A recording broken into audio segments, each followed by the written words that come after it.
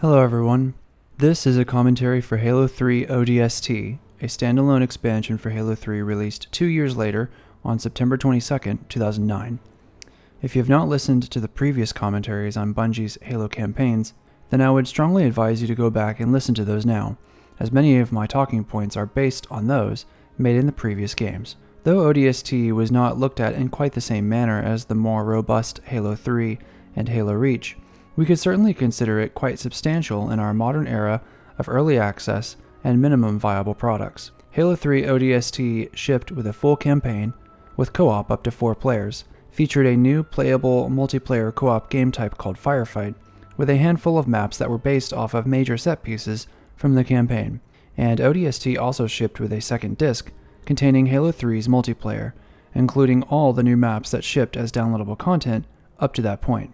The frustration likely felt by people at this strange spin-off release might have come from fans of the series, who had purchased new multiplayer maps as they arose, only to find out that the newest game in the series would have the maps already, inviting some redundancy for longtime fans. The release might have made sense in order to justify a $60 price tag, but it did not make demographic sense. Fans of the multiplayer likely already purchased the maps and would be less interested in a new campaign. Fans of the campaigns of Bungie only would have to suffer purchasing a second disc that they did not want. This Venn diagram-like purchase might have been intentional. Ever since Microsoft Points on Xbox Live featured syncopated numbers that meant that every purchase left some points left over, game companies have loved attempting to overlap purchases in a way to make it easier for the consumer to spend more money.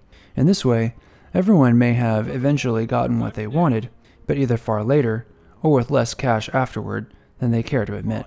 In 2009, I was knee-deep in college, and by this point the full weight of releases like Fallout 3, Grand Theft Auto 4, had shaken me from my Halo addiction. Though I was playing Halo 3 multiplayer religiously, much of my gaming had been taken by the ideas of BioShock, and as I got closer and closer to graduation in 2012, I started to wonder if I would ever return to games again. Games got progressively larger and more open world, and were often making the prospect of having to play through such large and comprehensive stories to completion more and more daunting. More than that, I had come to the conclusion that gaming had done real harm to my academic abilities, and I spent most of college trying to climb back into a better position in reading and writing, which is what I have always loved first and foremost. Though I purchased Halo 3 ODST and played it, it was all in the context that the Halo story had largely been told, and that the rest was denouement, not just of Halo, but of my gaming life. Obviously, with me sitting here doing a commentary, this would not come to pass, but I hope I explained the context I was in when playing ODST for the first time. A little bit of housekeeping before we begin. I will be playing Halo 3 ODST on heroic difficulty. Here I will not be needing to play with the fog skull turned on, because in ODST there is no motion tracker. I think this is great. Unlike Halo 3, I will not be playing with scoring turned on, as I believe the system is a bit intrusive on our visual experience here in the commentary. There is no need to discuss graphical changes with any set of Anniversary Edition, but I can say that I will be playing the game on the Master Chief Collection at 1080p and 144 frames per second. With those factors out of the way, let's get started. It will be noticeably different speaking about ODST compared to the previous games. One important distinction is that, for the first time, the player does not inhabit the character of a super soldier or an advanced elite general. Instead, we take the role of the orbital drop shock trooper, witnessed in Halo 2 and Halo 3 in their distinct black uniform and helmet. In Halo 3's multiplayer's new customization options, I use the ODST helmet, and I think it has the best design in the context of armor, so I must say that I approve of the design of soldiers we see before us. ODST begins with a text scroll, which is a bizarre change given the previous games and their lack of such obvious exposition. I suspect the reason they did this is because of the timeline of Halo games. Halo 3 ODST does not take place after Halo 3, but instead takes place after the Halo 2 mission Metropolis, where a carrier enters into slipspace and atmosphere, causing a massive explosion that throws the rookie, the player character, and the rest of the team guided by Nathan Fillion's Edward Buck. The text crawl reminds us that humans are still at war with the Covenant, and that the ODST mission at this point is to attack this carrier.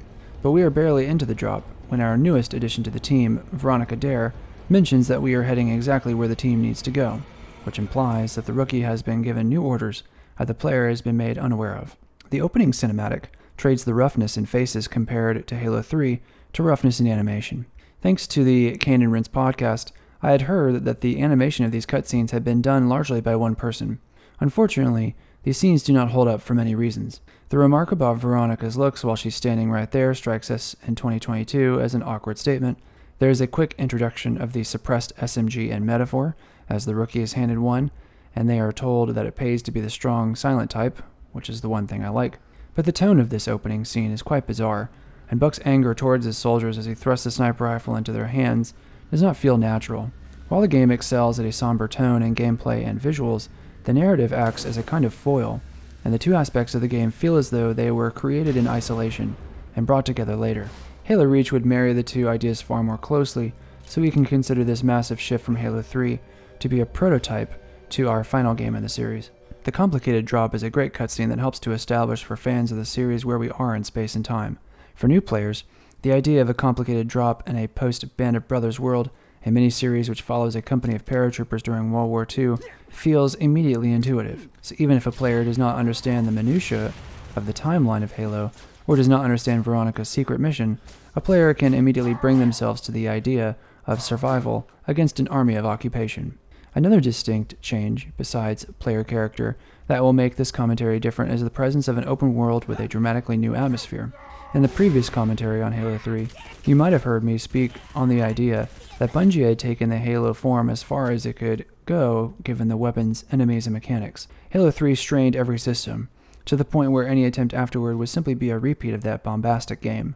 So Bungie made the decision with ODST to change the conversation of Halo, and instead create a spinoff with a different tone. This tone would be a mystery noir setting, a night world, where the events of the game had largely happened. The player, as the rookie, would play detective, investigating what happened to the rest of his unit while fighting with guerrilla tactics against an overwhelming force. As the rookie, the player's movement and tactics change. We see a stamina system that functions like shields, but we also see the return of health. The player moves slower and is shorter, so the enemy feels far taller and more imposing. Though it is in nighttime, the player is in possession of a night visor sight mode, which creates outlines to better recognize edges of geometry and enemy presence. The rookie also has a map system to assist with navigation, as we are deeply embedded into the streets of Mombasa. Here we can see a general outline of what an open-world game Halo could look like. As we return to the streets again and again, I hope to provide some commentary on the concept and its implementation here, as well as speculate on what a future could have been like, had Bungie decided to lean into this dynamic for later titles. In some ways, Bungie would attempt this nodal, modular open-world formula in their later Destiny franchise, linking together various patrol zones with narrow valleys or tunnels between, much like the door lock system of Mombasa's streets. So in a way, Bungie learned more lessons from ODST than from perhaps Halo Reach, due to this shift in genre. While we linger on the idea of the open world of ODST, we can talk about the new additions to the Halo arsenal. You might be surprised to learn that ODST also came with a game manual. Although manuals were slowly dwindling as we headed into the 2010s, Halo was always a series that took its world seriously enough to provide some reading material. Here we can find the new suppressed version of the SMG and the Magnum pistol. Coincidentally, these are the only weapons mentioned in the manual. The SMG features a 48-round version. The pistol sees the return of its optical zoom as well as 12 rounds per magazine. Compared to previous versions of these weapons, I happen to love these. This mostly comes down to their sound design, which adds to the stealth aesthetic of Mombasa at night. There's something deeply satisfying in landing a headshot on a grunt with a silenced pistol, and the tighter spread and visceral impact of the SMG gives off the feeling I've always wanted from the assault rifle. Even though I stick more to the pistol than the SMG, I have a deep respect for these two new versions in this spin-off game, and you're going to need them. Strangely, ODST does not have the battle rifle like in Halo 3, likely to incentivize these new weapons. One of the side effects of the rookie tracking down items in order to start missions is the fact that the player can unlock new missions out of order. This is not necessarily game-breaking, though there are some narrative through lines with each mission that make it seem as though there was a planned order to the missions. When thinking about the formula of player as detective, one could have imagined downloadable content not just for Halo's multiplayer, but for single player as well, as the Mombasa streets could have contained objects for many more missions for the player to do. Imagining a live service single-player game in the Halo universe seems no less absurd than the problematic launch of Halo Infinite without co-op, so to me it is fun to speculate on.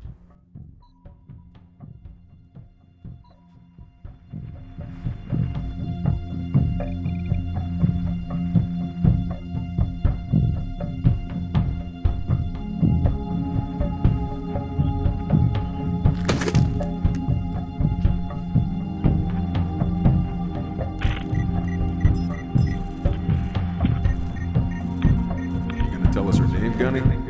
Ms. Naval Intelligence. Our new boss.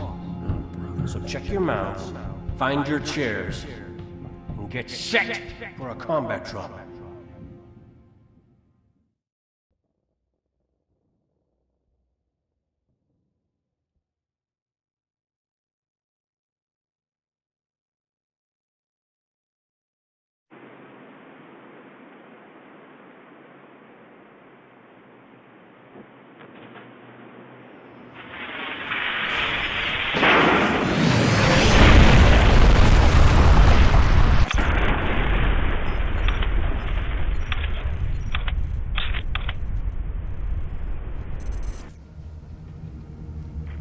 Squad, what's your status?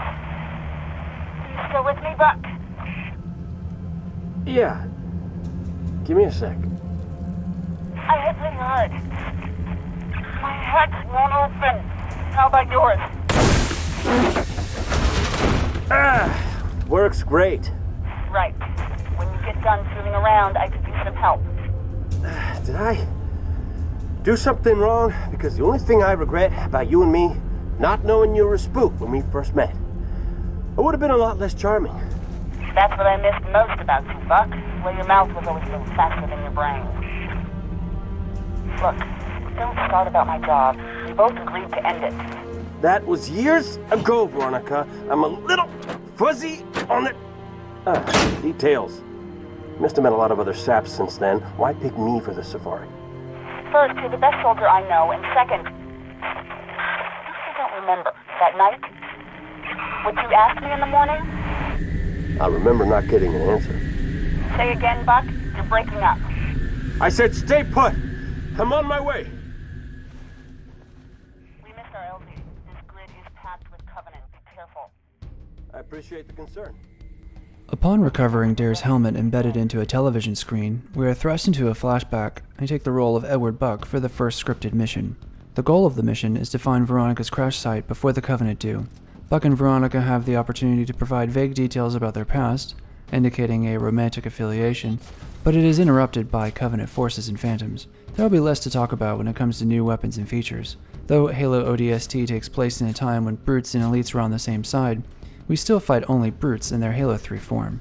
Many of the weapons from Halo 3 make a return, and dual wielding has been left off the table. But players are still welcome to board vehicles as I go along. It may be interesting to remark on this shift, as many of Halo Reach's mechanics fall into the same territory.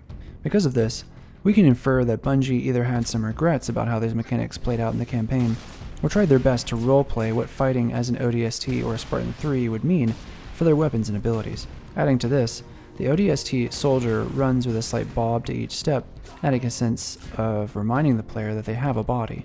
This is true too in the way a player's screen will turn red when taking too much damage, and their player character will cough, breathe hard, and wheeze when taking a near lethal amount of damage. The attempts to add mechanical changes to emphasize that the player is not a superhuman is a nice touch. Moving on, a player can now hold 3 of each type of grenade, rather than 2. Though this makes little sense based on what we've just mentioned, it is likely a mechanic to compensate for the lack of dual wielding. Many of the weapons the player will use could at one point have been dual wielded, so either the game had to shift damage tables to reflect this, or Bungie needed to lean on other aspects of combat in order to compensate. The developers likely did both. Of the triumvirate of weapons, grenades, and melee, it is likely melee that weakened the most in ODST, as the prospect of wading into the enemy in a more vulnerable body was greater risk. So as you can see, Bungie worked on the other two to make the player feel competent.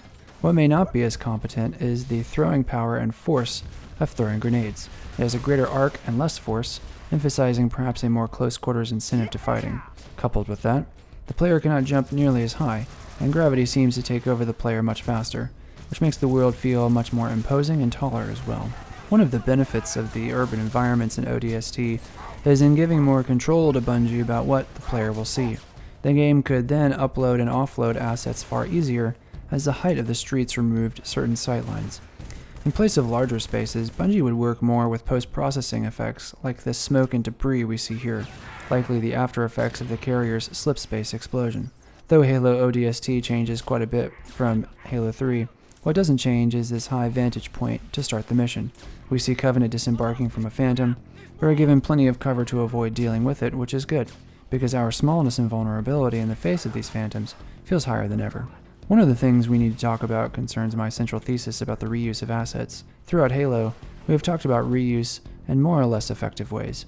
In ODST, we see a paradigm shift where much of the Mombasa streets are still being used. Only Bungie, during scripted missions, as well as the night missions, will control how much access the player has to the open world. During missions, we can see large energy barriers preventing access, and at night, some large doors are inoperable. We have not seen urban fighting like this since perhaps Outskirts, and ODST handles urban fighting in a much better way. Vehicles and debris litter the streets, giving the city the feel of being fought in.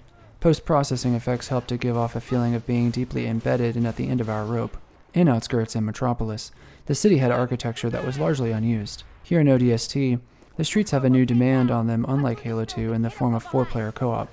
Once again, a player has the option to take 3 other soldiers with him to engage in jolly cooperation. And with this game and with Halo Reach, the narrative conceit makes a little more sense. We can simply assume that players are part of a larger unit, but are all ODST soldiers. In fact, at the beginning of Mombasa Streets at night, players begin separated from one another, which is a great little detail. One aspect that got revised yet again are the hunters. In their pairs, we now have 2 different types, one that is more brown and uses a fuel rod cannon, while the other in the pair still relies on the beam. A marriage of Halo 1 to the newer Halos, I quite like the pairing. Also, the health and stature of hunters is quite formidable. Taking them down as a solo ODST player, with their new powers and new animations, proved to be a challenge. Tayari Plaza is a quick showcase for maneuvering in the streets, as the level takes us both indoors and outdoors. With the new setting, Bungie had the added challenge of maintaining their use of verticality and relatively flat urban spaces. Thanks to stairs, ramps, catwalks, balconies, and interior buildings, Bungie largely succeeded.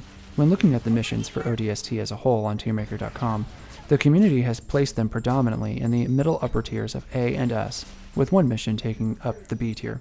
Tayari Plaza is a shorter mission ranking low in the A rank. It's a quick set of infantry-centric set pieces that largely attempt to explain to the player the new changes in open combat during the daytime. Some of the benefits include environmental detail, the complexity of geometry moving in and out of buildings, and the balance of the rookie's weapons to enemy numbers. ODST is certainly no Halo 3, but with our new character, it sort of can't be, which helps Bungie when explaining why our missions feel smaller and more close quarters. Even still, the player's pistol and the use of the carbine later can help to lengthen encounters down streets in a way that feels satisfying. At a broad level, ODST's campaign attempts to take the same mechanics of Halo 3 and place them into smaller and denser settings. At first, I had a great deal of respect for ODST, and I still do, for making a paradigm shift that would assist their ideas of what Halo Reach could be. It's clear Bungie was done looking forward with the Halo series and wanted to be more retrospective and introspective about what they created. More power to them. But I think in ODST, the combination of new player character and denser settings with Halo 3 mechanics often creates balancing and pacing issues in the levels themselves. As a result, Halo 3 ODST may be one of the more poorly balanced Halo games in its first half. In Tayari Plaza, for example, the player goes up against a newly revised set of hunters, something that Halo 3 would not attempt without friendly forces to pull aggression. I would not say that ODST is a more difficult game per se, but the amount of enemies the player is expected to dispatch in several arenas reminds me slightly of Halo 2's propensity to stack enemies regardless of context. Later on in the commentary, I will speak about cooperative play with ODST, and will speculate on what the best game is for co-op. Halo 3 is likely the easiest, but likely most fun, but there is something to be said for the particular challenges with infantry combat in ODST and Reach that makes these final 2 games fun for veterans, while turning up the difficulty with Legendary and Skulls on. I'm here. I gotcha.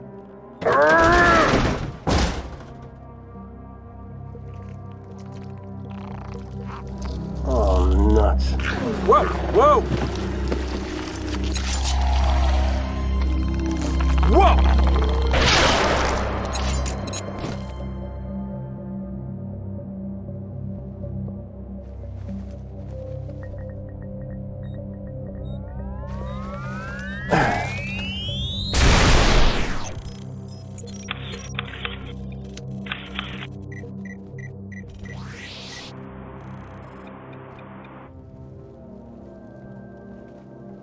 What the heck was that? You ever seen one before?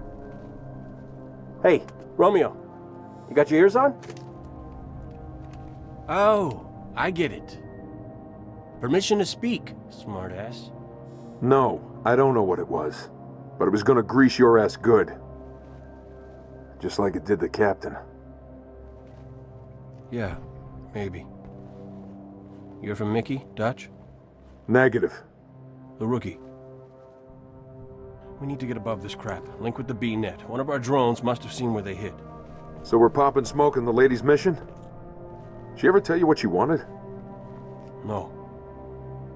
Never. Doesn't matter. All I care about now is getting my men out of this city. Even you.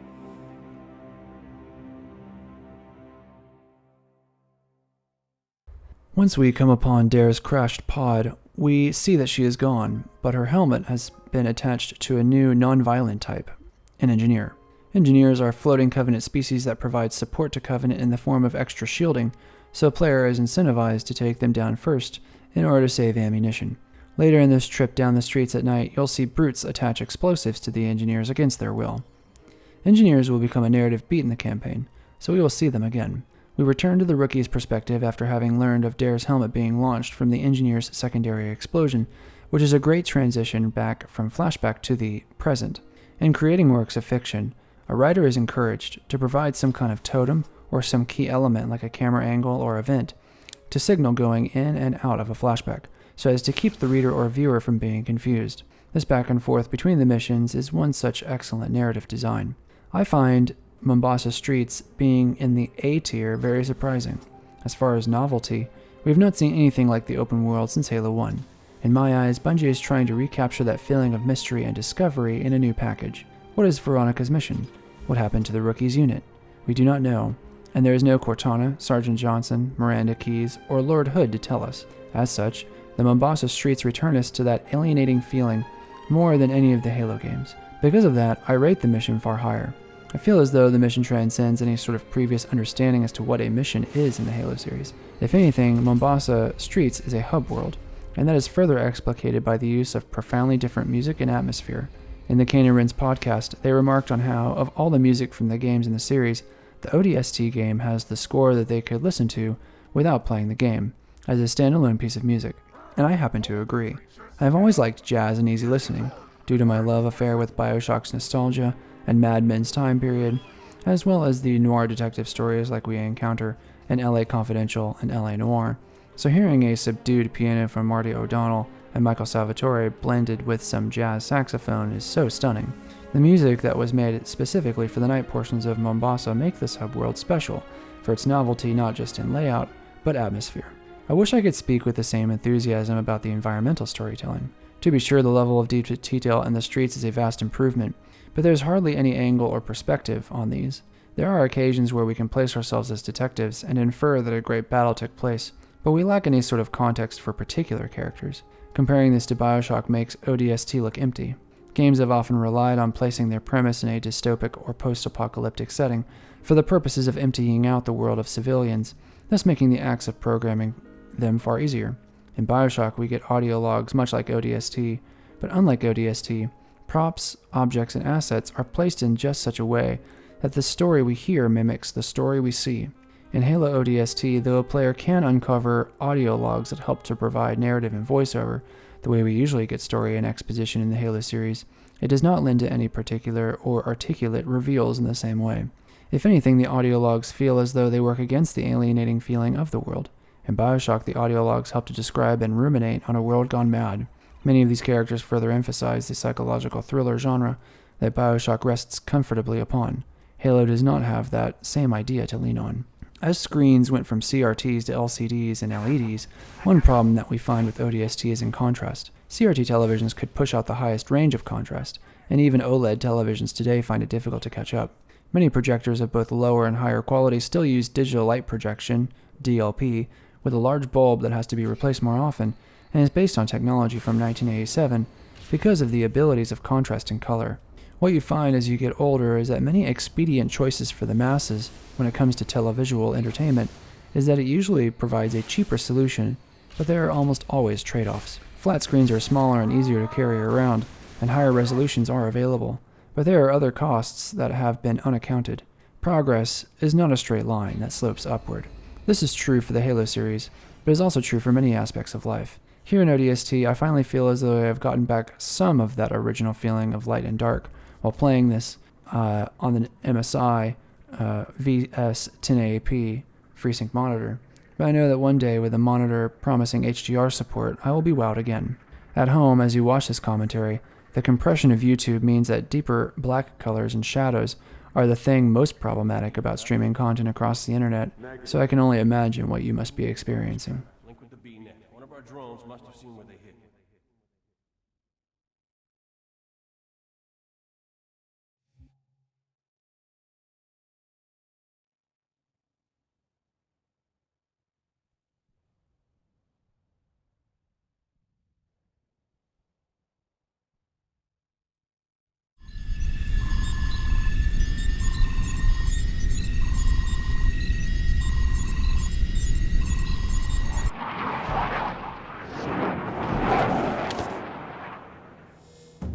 Good hunting, boys. I'm keeping my boots on the ground.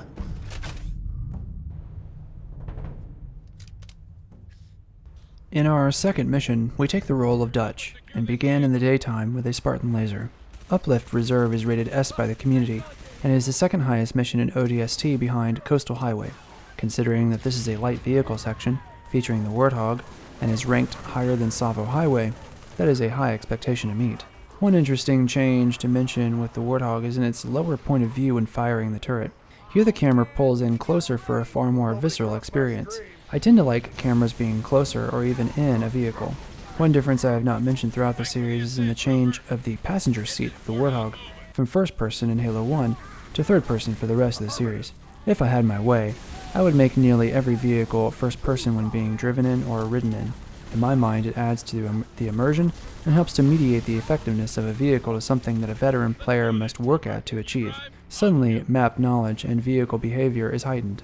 I think that my opinion would have been a massive disaster for Halo's campaign or multiplayer, but I will not change my stance. At least in the campaign, it would have been a great option to add some much needed intensity to vehicle encounters that would dramatically heighten them and provide variety. So I like changes of this kind. The SMG works surprisingly well here on this wider expanse than what we've seen in ODST thus far. Uplift Reserve trades the city for the country, and we are faced against a Wraith right off the bat. Luckily, the Spartan laser makes easy work of heavier vehicles, with other Warthogs, Phantoms dropping in vehicles, and Marines scattered throughout. The first set piece of the mission feels just as alive and dynamic as Halo 3.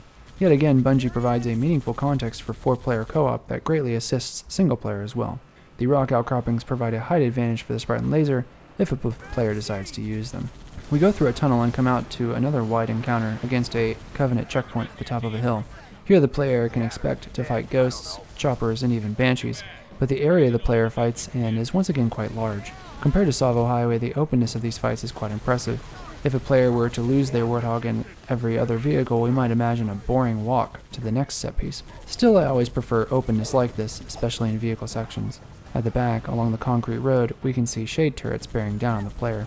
The reason why you might see me rushing through some of these sections concerns the pacing of this level, its density, and the friendly AI. I'll try and break it down. Uplift Reserve feels like it features all the enemies of Savo Highway and perhaps more in such a smaller package. On top of that, it felt as if, as I was playing, the friendly AI simply could not dispatch enemies quite as well. When I played Halo 3, Marines typically targeted the pilot of the vehicles. Here in ODST, they simply aim for the center of the vehicle, not the pilot. As a result, I died numerous times as a driver, even though I drove as evasively as I could. I simply could not ward off these enemies en masse. The biggest and most impressive set piece of the mission concerns a plaza surrounded by a park space. A player enters the scene on high ground, with access to a sniper rifle if they so choose. Bungie would reuse this location and title it Lost Platoon in Firefight. I suppose as we see the player fight through the many layers of infantry, vehicles, weapons, and phantoms, we can spend some time in Firefight. As you know, throughout the series, there have been occasions where a player must fight off multiple waves of Covenant in one location. As the games have gone on, we have found more and more of these, but it has not been a straight line. In Halo 2, the game was littered with these kinds of horde mode fights. In Halo 3, we saw less. In ODST, In the wake of the massive success of Gears of War 2's Horde mode, we were suddenly in an environment where games were encouraged to make some kind of wave-based defense. One example was Borderlands' Mad Moxie DLC. The Borderlands game had little business with a Horde mode, but there we were.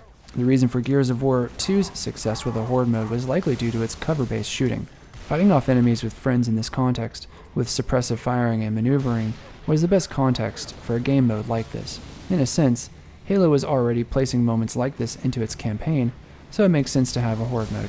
Called Firefight, up to 4 players could revisit key locations in the campaign for the business of fighting off wave after wave of Covenant forces. As a midpoint between campaign and multiplayer, it was easy to implement in order to add even more depth to the Halo formula. Players could tweak Firefight to fit their own tastes. Over time, skulls would unlock to make the experience more difficult. My thoughts on Firefight are varied.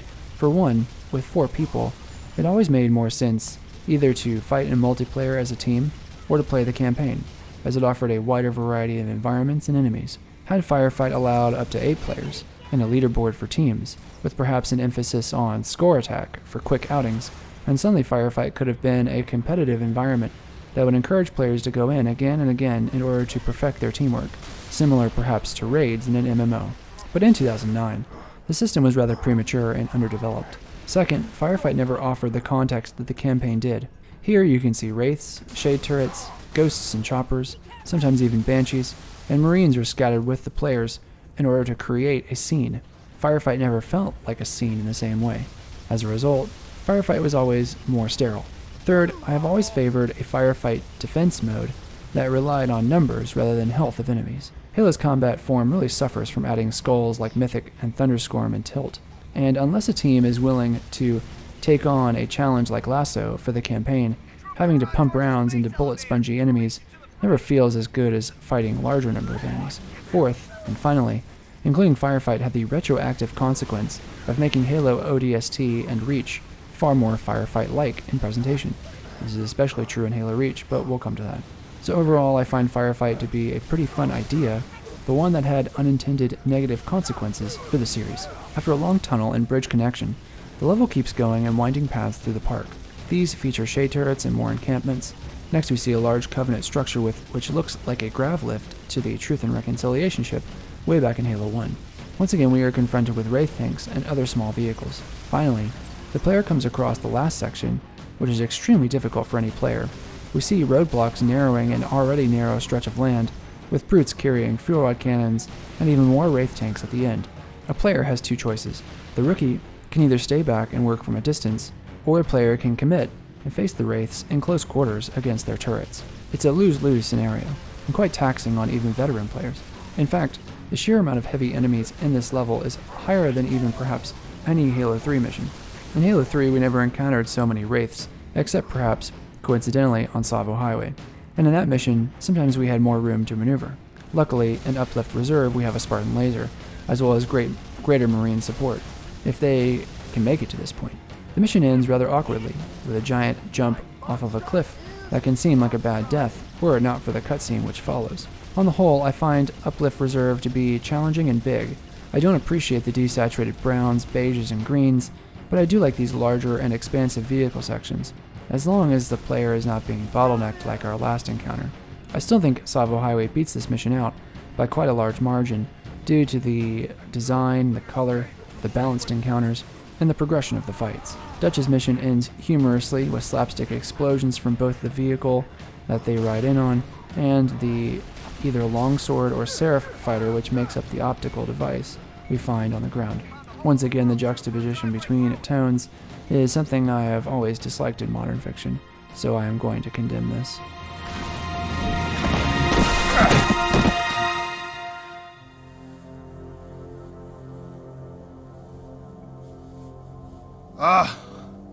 Lord, I didn't train to be a pilot.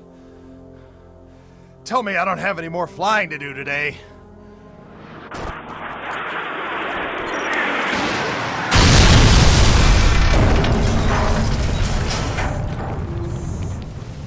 So, was that a yes or a no?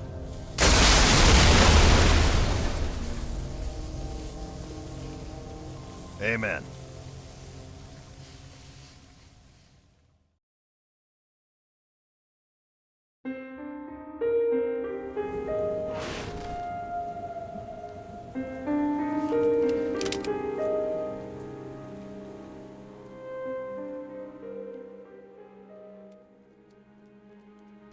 At the end of each mission, the camera attempts to point the rookie and the player towards our next destination.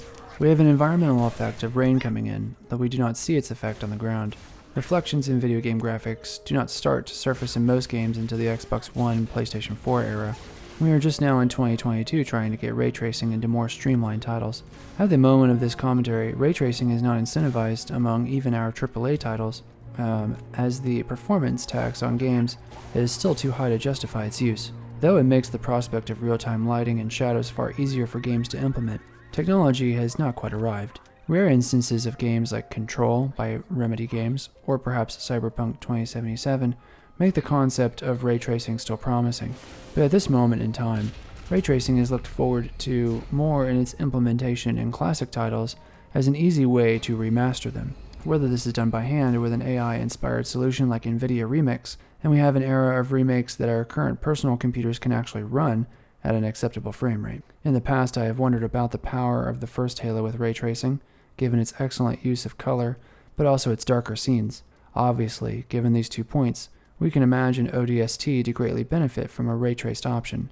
Time will tell, but I'm confident we will see this in our lifetime, either due to dedicated fans or a developer reaction to high demand. Mombasa Streets allows us time to hear the great music on offer, but it also prolongs the length of the campaign. How Long to Beat registers Halo 3 ODST as taking 6 hours to complete, compared to Halo 3 at 8 hours, Halo 2 at 9 hours, and Halo 1 at 10. One of the questions you will have to answer for yourself is what length of a Halo campaign is appropriate. As we discussed before, my thought on it has much more to do with density, variety, and novelty.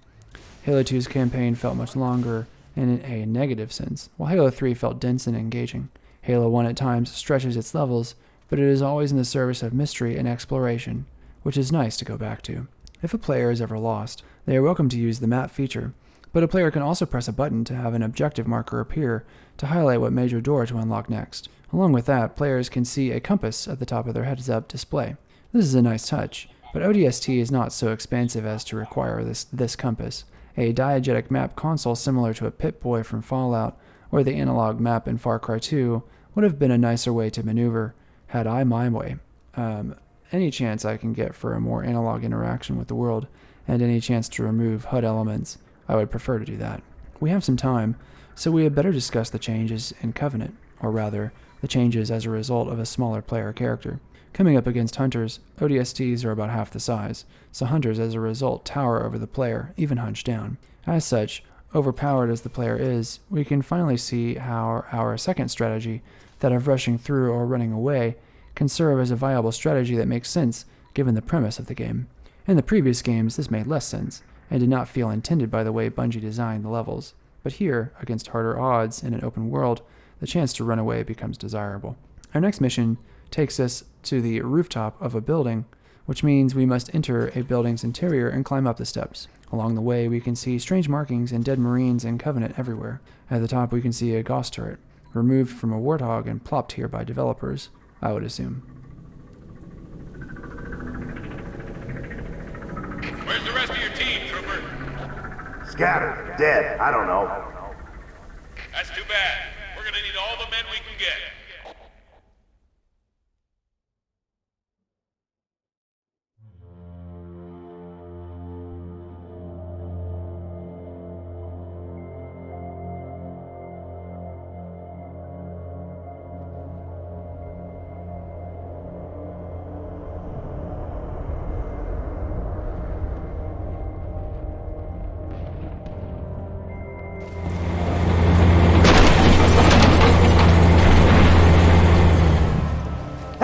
Where's the fight at? Take a guess, genius.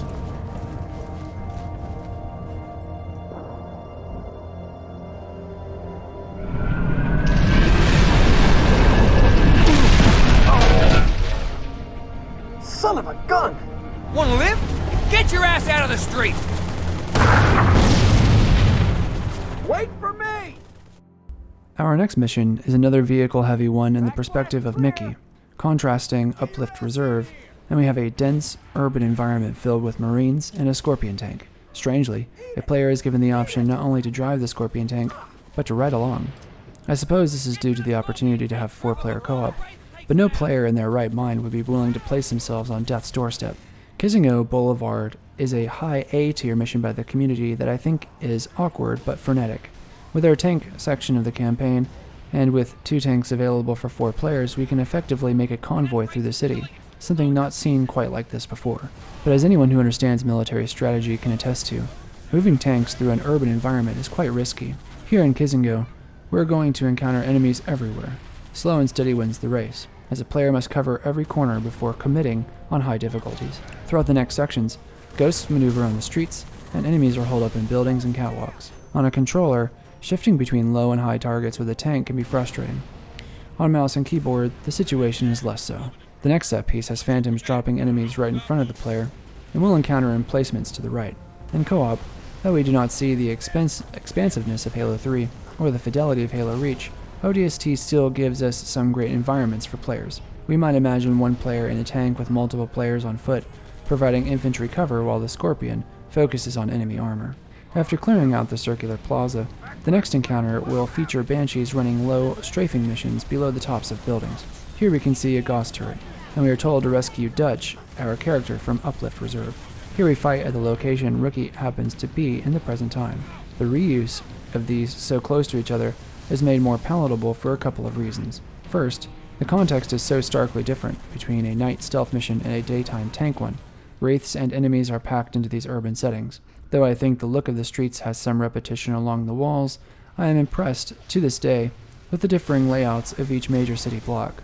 The Mombasa streets seem modular, and with 4 players and access to the whole city, who knows what kind of updates could have been made with the modern hardware we have now. For now, our player must leave the Scorpion and link up with Dutch to fight the remaining soldiers on foot. In evaluating this tank section of ODST, it's a mixed bag. The prospect of urban fighting in a tank is unprecedented, and certainly in co-op it gives people various jobs, but in solo play the end result is awkward and tedious. Strangely, the Scorpion seems to travel much faster at top speed, ironic given how short of a distance we actually have to go. Why this is I can only guess. I will say that the heights are fairly well tuned between the Scorpion cannon and the rooftops. In co-op this mission is likely heightened by its challenge on Legendary, and with the Iron Skull, for example. Here in solo it does not meet previous tank encounters we have had in the past. Even so, I still enjoy it more than Metropolis for its diversity of encounters. Our next set piece is another firefight map, titled Rally Point. Luckily, in the context of the mission, it's pretty great. The player has a lot of maneuverability and cover against larger enemies and another Wraith tank, which they must fight on foot.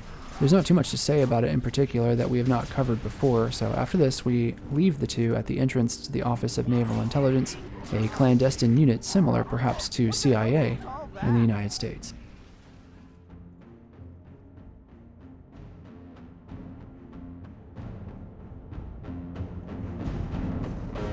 You heard from Gunny? No. Romeo neither. Well, guess it's just you and me. My vote, hold up, wait for backup.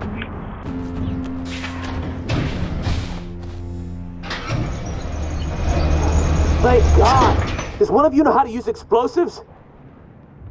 Your vote just got overruled. Oh.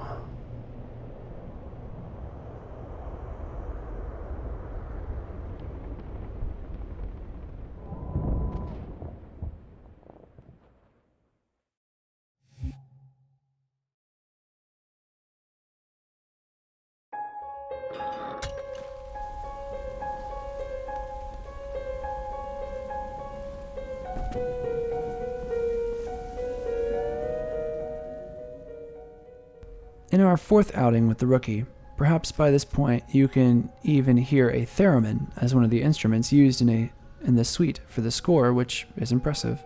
While ODSTs can use all 4 grenade types, it should be mentioned that they cannot use equipment. Though Covenant can use bubble shields, flash pods, you name it, the ODST is rather limited in its toolset in ODST, which is something we have covered before in this commentary, but taken in aggregate really stacks up. One interesting question to ask is if this game was perhaps conceived with the intention of being played in co-op. Certainly the somber tone and alienating atmosphere of the Mombasa streets would work against co-op, not to mention the overwhelming feeling of resistance fighting enemies alone as compared to a team of 4 who could, even perhaps on Legendary, prioritize targets to a nub thanks to the upgraded SMG. I think, out of the 3 games so far, Halo ODST is the one that benefits the most from 4-player co-op. As to why, I think it has to do with these reduced features for player abilities. Halo 3's combat in the circumstances of Halo ODST gives us a demand for more help, and perhaps playing the campaign on Heroic or Legendary with the Iron Skull on can really help to create a big enough challenge that could be satisfying in ways that made Halo 3 and Halo Reach way too easy. While ODST does feature NPC characters in our squad, in Halo Reach it was made even greater with full Spartans on our side. In Halo 3 there was hardly a moment where the Chief and Arbiter were not surrounded by friendly forces charging into battle. ODST sits somewhere in between. We also have, for the first time, an open space between fights to give players goals of their own in between missions. In my mind, all these things contribute to a game that might have won the cooperative reward for most compelling game to play co-op in. You're welcome to disagree, as there are cases to be made for any of the other benefits I have not mentioned that are in those other games. The Rookie will eventually make it to Oni Alpha Site, picking up the outer plate of a breaching charge that likely went to one of the bridge struts to destroy it.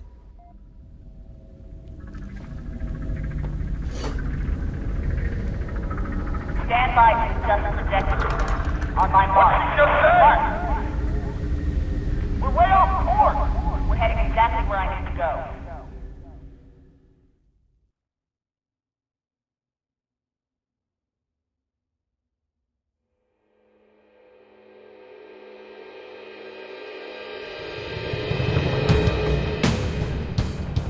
Hurry up.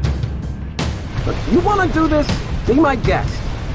But this ain't a job you want to rush. That do it? Signal's good! Arm the other detonators and pull back to me! Come on, tough guy, we gotta blow this bridge.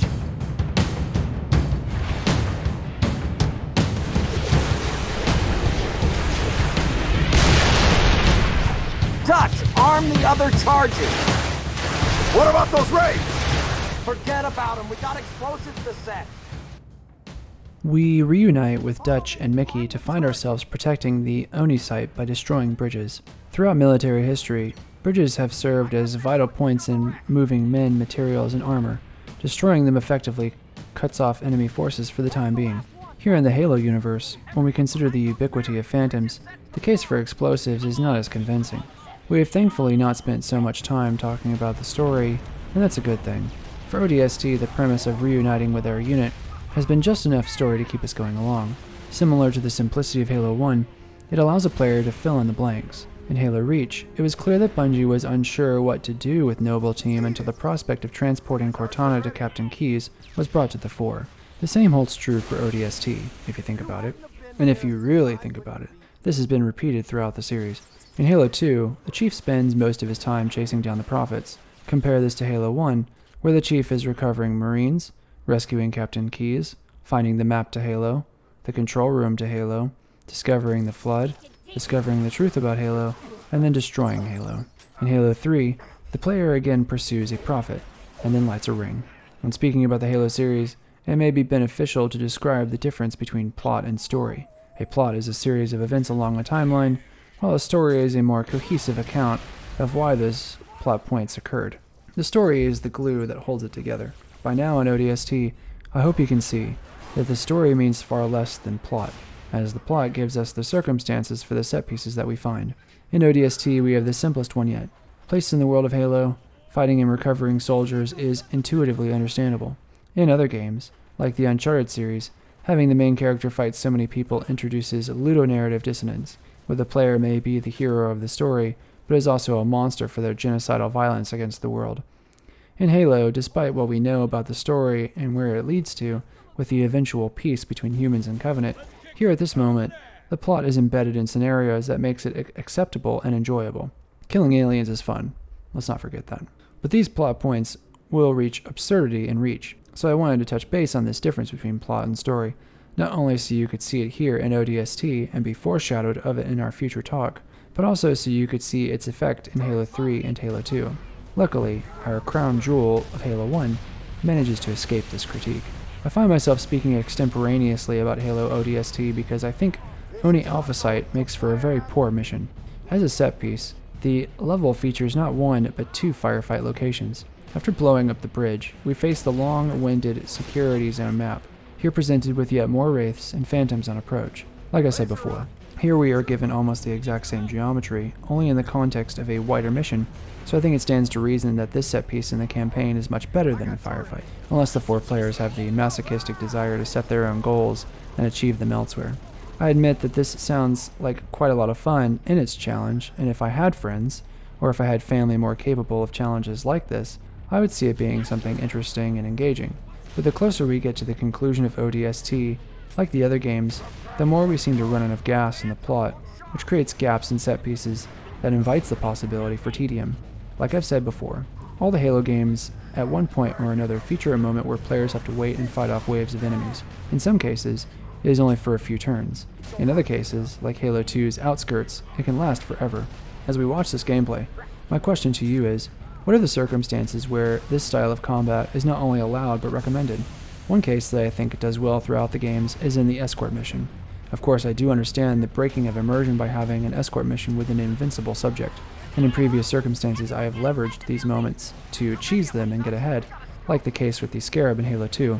But as we'll see in New Alexandria or in the Heretic, there are certain cases where the thought of fighting off enemies does not seem as obvious. Perhaps escorting a ground target in the same way would have invited many new challenges for the team when attempting to have AI pathfind through city geometry that could have changed immensely depending on where objects were at any given moment, which is why both of my examples are ones that take place in the air. Still, we can conclude that holding off enemies works better when we are introduced to a third element in the mix, either narratively or mechanically, that helps to justify holding out. Granted, each encounter seems to narratively exist, whether it is waiting for the monitor to unlock doors in Halo 1, or providing space for Captain Keyes to land in Halo Reach. This means, perhaps, that pacing matters more to these encounters than narrative or even mechanics. This is why in Halo Reach the prospect of fighting off waves reaches its breaking point. Here in this mission we have the security zone outside, and then we have Alpha Site inside. The player is expected to fight off many waves while not crossing that much geometry.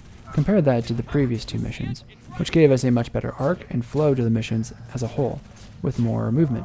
Here we see totally different design philosophies. A simpleton may look at these 2 missions and assume that Halo's combat is still getting its chance to shine. So what's the big deal? I would say that the novelty of the event in Halo is incredibly important, especially in a flattened history like the Master Chief Collection.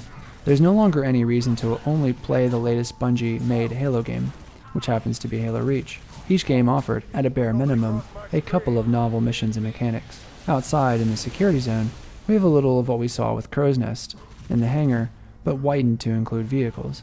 That might be enough for some people to have buy-in on the fight. In hindsight, it's hard for me to follow, and that's especially true on the interior elevator encounter. These next waves place us in a kill box at the bottom of some steps on all sides.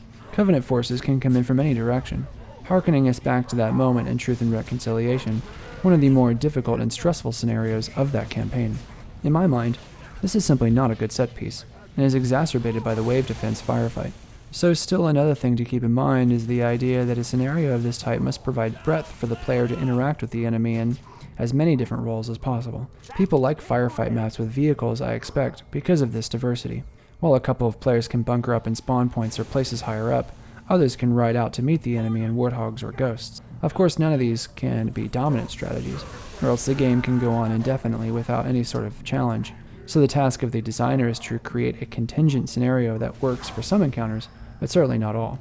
It may seem like nonsense to continue speaking so voluminously about this topic, but this problem extends to many shooters, and not just Halo. Although I love Doom 2016, one of the technical crutches it leans on is the Gore Nest, a demon object that has to be destroyed in order to start an arena encounter. Though there are fights to be had in between these moments, these are relied upon in cloistered settings so as to keep performance and graphical fidelity at their peak. These scenarios do not complete themselves until all enemies are dead. By and large, this amounts to the same thing. There are some cases where the momentum and flow continue well in these fights. Some absolutely do not. And in Doom, flow matters much more than Halo. My theory is, had Bungie excluded any sort of wave-based scenario and swapped it for other types of combat engagements, and each game would have likely benefited. In my eyes, Halo 3 almost perfected this. In the Storm or in Savo Highway, killing Covenant present on the ground as the players enter a scenario, while the Covenant are still setting up defenses and enemies, is to me the peak of this formula. Not only does it bolster the enemy so as to extend the fighting, but also makes the world feel more alive. Skilled speedrun players can outrun this setup, but co-op players looking for a fight have several avenues of attack. This to me is innovation. Though ODST is innovative in some aspects, in others it takes a step back. We ascend an elevator for aerial pickup, as the enemy drops Covenant soldiers on the rooftop using phantoms, which is ironic given the whole point of this level. After dispatching them, Dutch and Mickey ride off, looking for their friends. There's our ride! Go, go, go!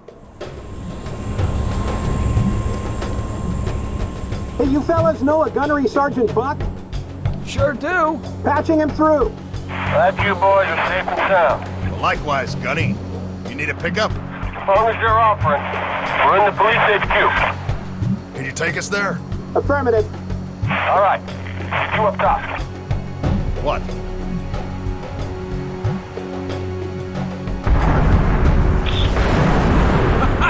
This day ain't turning out so bad after all.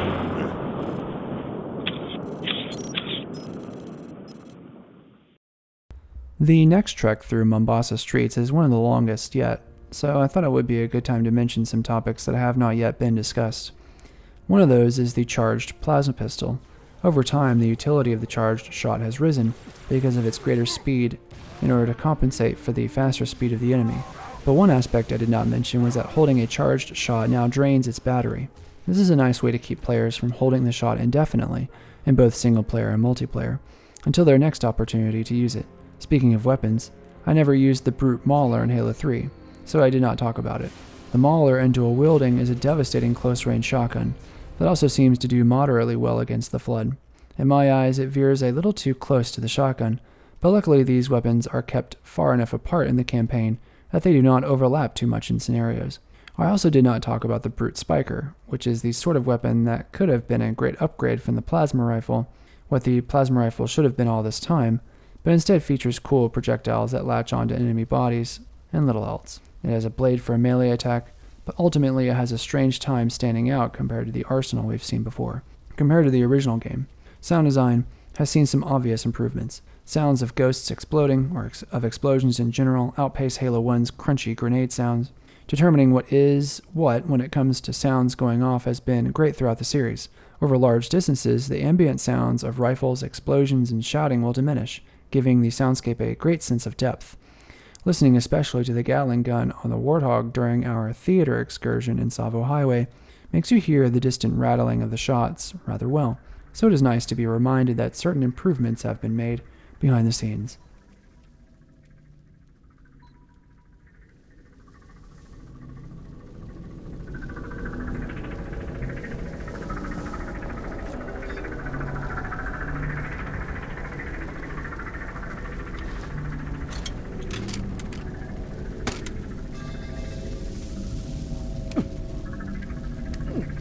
We're in the police HQ. Can you take us there?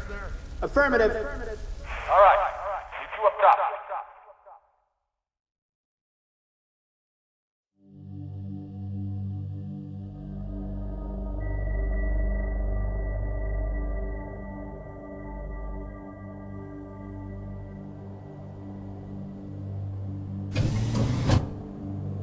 Clear? Yeah, we're good. Hey, rookie, you out there? Respond, that's an order. Give it up, Gunny. Even if he ain't dead, he's lost in that soup. Our comms can't cut through that. Oh, give up, huh? What if it were you down there? Just saying. I ain't dead. You're a piece of work, Romeo. Welcome aboard, ladies. First stop, anywhere but here. Banshees, on your six! Hit the deck! We're losing her! Watch out! Ah! Mickey, Dutch! Status!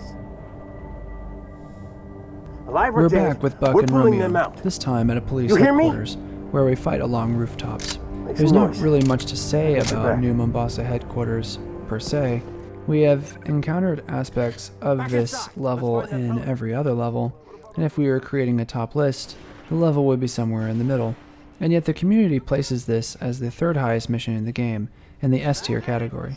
Why this is, I suspect, has to do with the finale, where our characters reunite and fight off, again, waves of Covenant. Until then, it's a series of close-quarter arenas. I don't want to be ugly towards the designers of this level.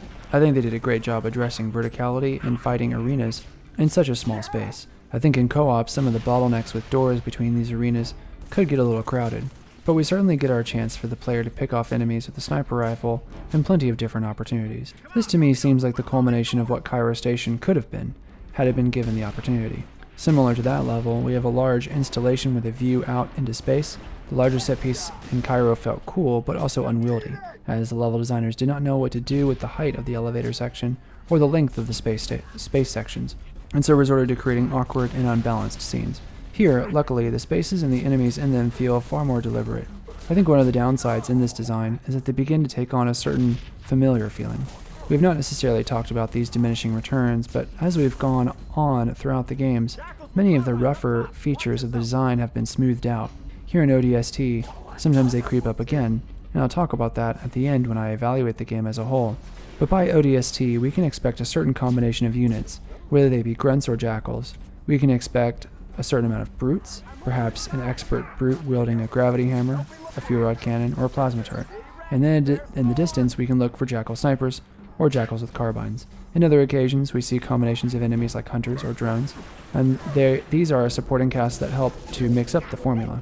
Vehicles, rather than used as transit to explore a mystery, are often used as combat encounter support as well, as a way to mix up that formula. I think this sort of thing was inevitable, but I do hope you see that, in key circumstances, small changes or tweaks in the level design can make these combinations profoundly more interesting. Here, in our current level, they play it safe. The bridge crossing is a great and novel experience, where we can see Dutch and Mickey in the distance, and we get to really experience the sniper rifle at a great distance. Often in the Halo games, the 10 times zoom in has been too much. The player ends up switching quickly between 2 times and 10 times to acquire and dispatch with targets. Our final set piece is the firefight map Windward, where we use missile launchers to ward off banshees. This defense goes on for a very long time, yet the space given to the player and his fellow ODST unit is quite small. As I fight here, we can begin to evaluate some of the benefits and weaknesses of the space of ODST in the context of Halo 3's design. Trying to stuff the bigness of Halo 3 into the tight sequences of ODST was not without some trade-offs. To be sure, a great deal of Halo 3 multiplayer managed to give players the chance to stuff that big design into 4 versus 4 Team Slayer over and over again. So I want to preface this by saying that Bungie knows when to tweak a certain shooter philosophy into a different format. But I think, as I played ODST, I could not feel the same way. Much of the fighting feels overstuffed. I first felt this way in Uplift Reserve. So many vehicles in so few places. Here we have a similar scenario. Part of me believes that, although ODST may suffer in tone from 4-player co-op, many of these missions would benefit immensely. The balance of the experience, either because of a certain new philosophy or because of the change from Spartans to ODST soldiers, felt off. Granted, I died about the same amount of times as previous Halo games, with Halo 2 being the obvious exception, where I died the most, but it had more to do with the feeling of combat in ODST as I moved from one scenario to the next. The final cutscene of New Mombasa Police Department headquarters is a fight with the top-tier brute, and we get such an awkward combination of levity and drama, as Romeo takes a gravity hammer to the chest. Again, I know there are some people out there who simply cannot stare at a tone without blinking, and need some kind of balancing levity to make them feel better, but to me this kind of decision robs the power of their other, deeper decision. Is Romeo's wound not something urgent? I don't know. Like I said, I usually skip cutscenes in the Halo games, but seeing them now, I cannot help but balk at it. Got her!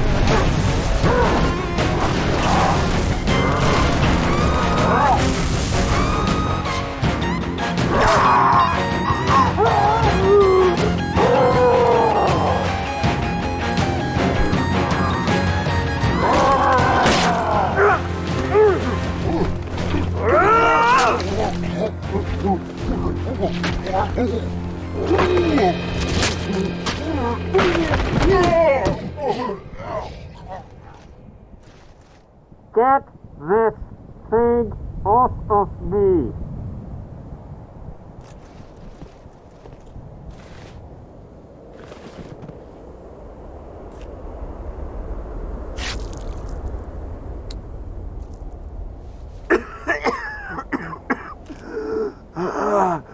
bad? Not good. We're gonna get you out of here. Not by air, we're not. It's all right. I know another way.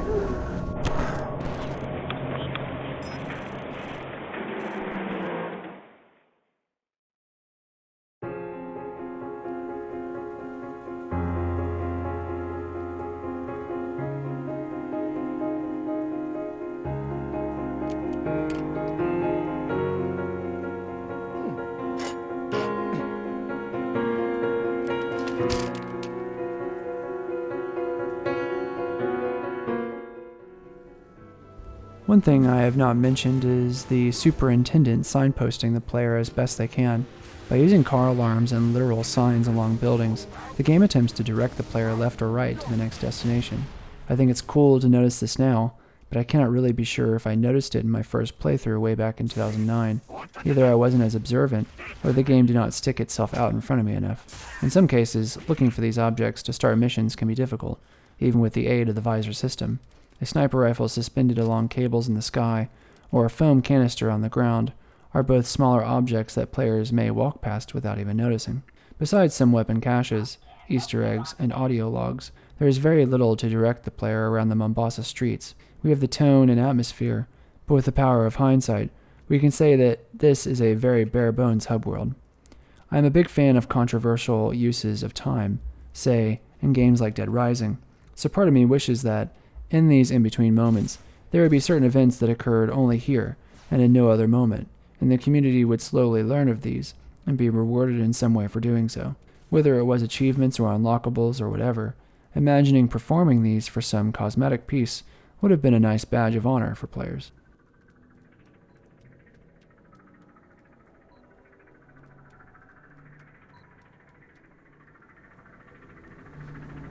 How bad? Not good. We're gonna get you out of here.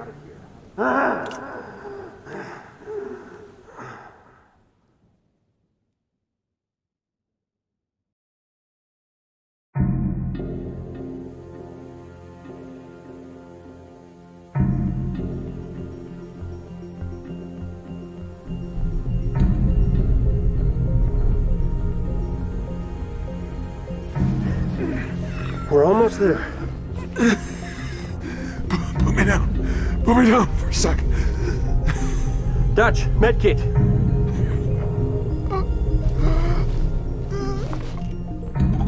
What's wrong with him? He's got a punctured lung. Can't breathe.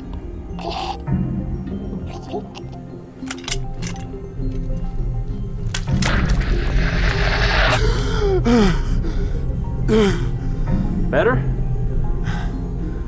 Now what? Trains ran underground up to the old city. We're gonna find one of the tunnels. Walk on out of here. You gonna carry me all the way, sweetheart? Was planning on it, but now that you're feeling better. Get the door!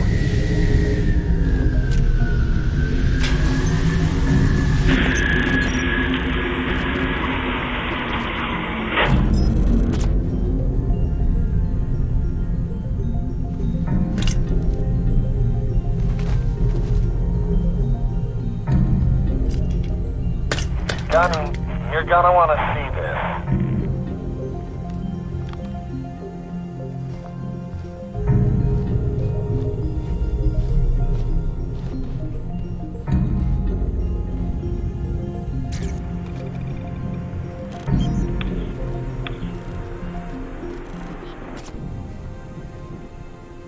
This means we're screwed, right?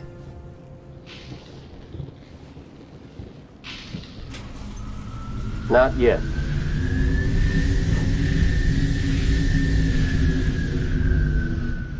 Wait here. We're gonna steal that ride. It's landing. Now's our chance. Mickey, you're with me.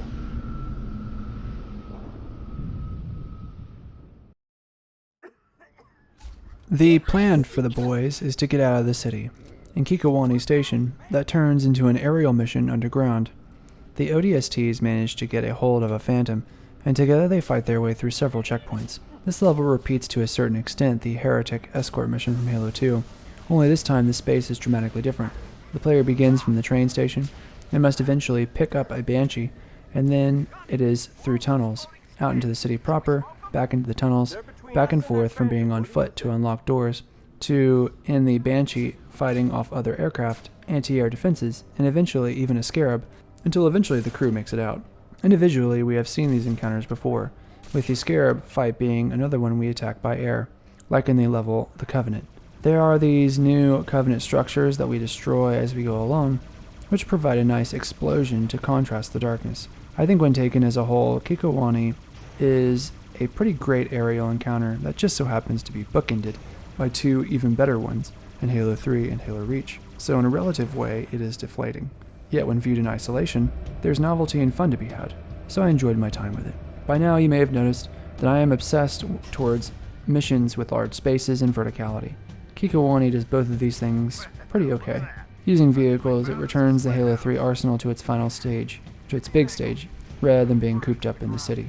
I am also biased towards missions which have a combination of vehicle and infantry scenes. Interlacing them together like this is great for emphasizing what Halo does best.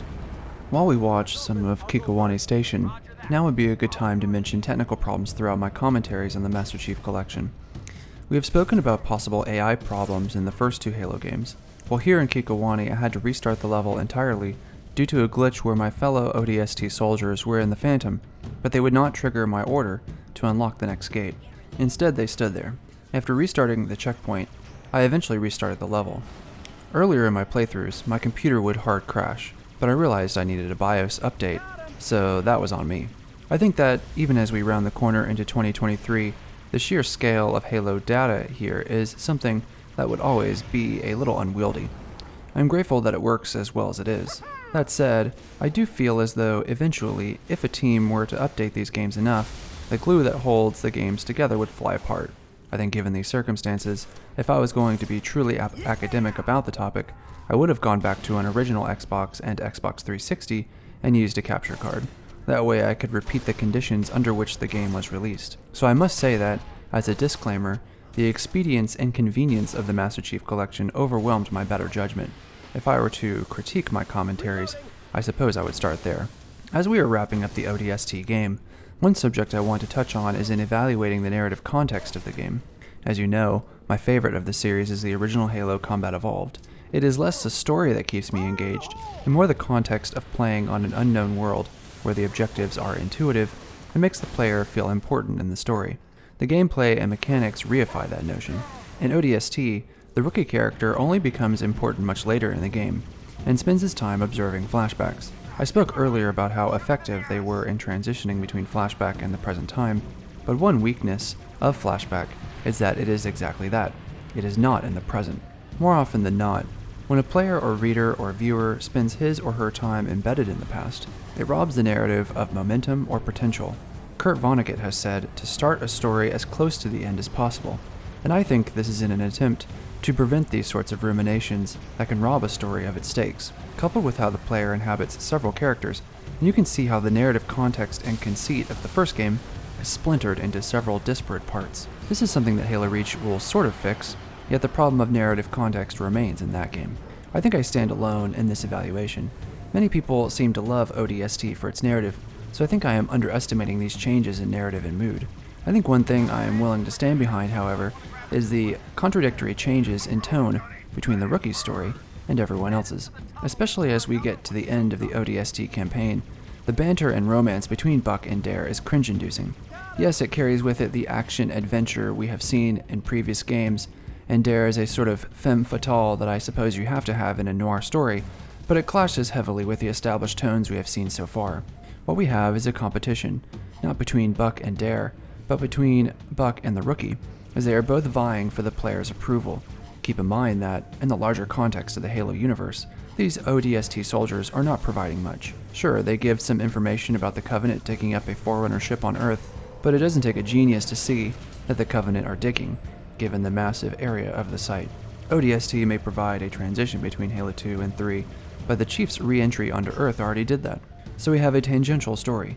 That means that what matters most is the intimacy of our characters in this close-knit story. Our fellow soldiers are barely distinguishable, and the ones we can see are falling over each other in awkward animations of love, and bickering.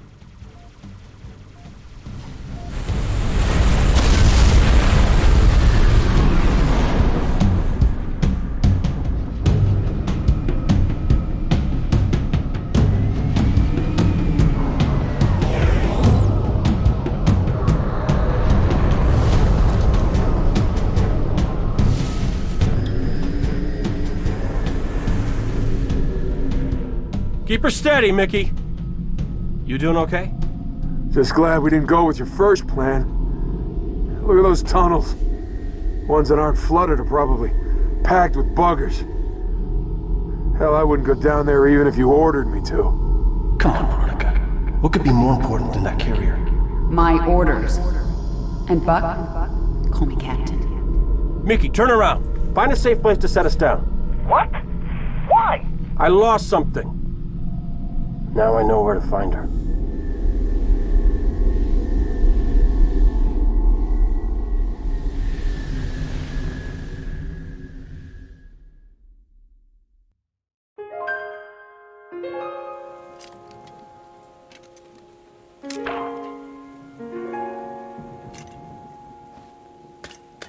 Can anyone hear me? This is Captain Veronica Dare. My beacon is active. Need immediate assistance. Someone, please respond.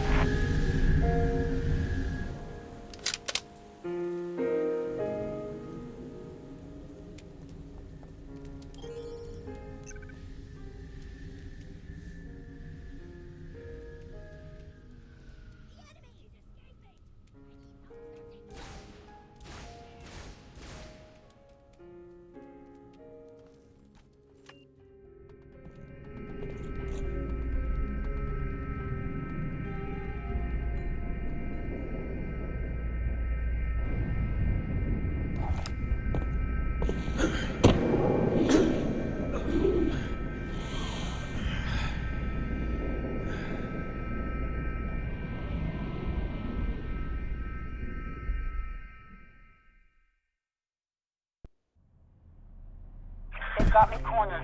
I'm low on ammo. If you can hear me, I'm on sub-level 9. News station.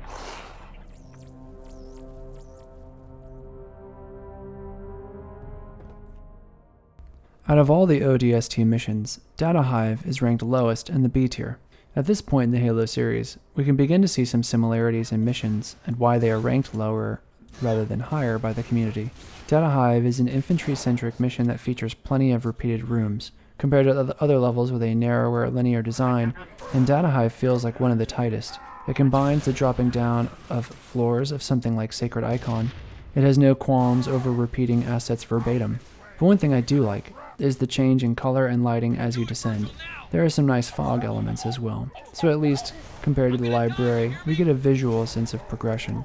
This is one of those missions which really stands as a counter-argument to my thesis about co-op expanding the level design. Here I think cooperative play with 4 players would really struggle, and I imagine plenty of collateral damage with grenades and explosive weapons. The level is so tight that the amount of enemies and enemy types had to be narrowed as well. Luckily, drones arrive as we exit certain sections, as they typically do, those bastards, but imagining hunters in these settings would be difficult. One interesting and bewildering tidbit about Data Hive is this NPC here. It is implied by the superintendent that this man is a convict who is trying to get to the bottom, but does not have access to perhaps to some kind of permanent record. This is a dystopic view of AI, one where an individual's decisions can affect their access to certain amenities. It's one of those moments that takes me out of the game and makes me wonder about what the Halo world is like as a civilian. We can imagine that, given the wartime culture of humanity against the Covenant, these kinds of draconian measures would be used against convicts and felons for the purpose of fueling the war effort. But to have it here for such a brief moment, I think it's too little too late. The NPC dies off screen to drones. While on the subject of drones, Data Hive is for the most part such a tight mission that many of the environments are not even conducive to what drones do best. Drones for the most part end up landing on the floor, much like Covenant do anyway, and there were occasions where I was able to melee several. Throughout the series, drones have been used as a mitigating factor for extending certain set pieces, and have typically arisen right at the end when a player opens a door to move on. As such, I imagine that, by ODST, the player has a negative connotation when seeing them. It is not only their design that can annoy the player, but how Bungie has attempted to use them. I applaud Bungie's attempt to make them a more indelible part of Data Hive, but unfortunately the context does not let them spread their wings, so to speak.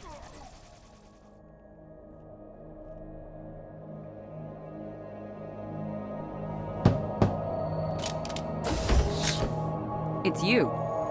I thought... Never mind. What was your name again? Inside, now!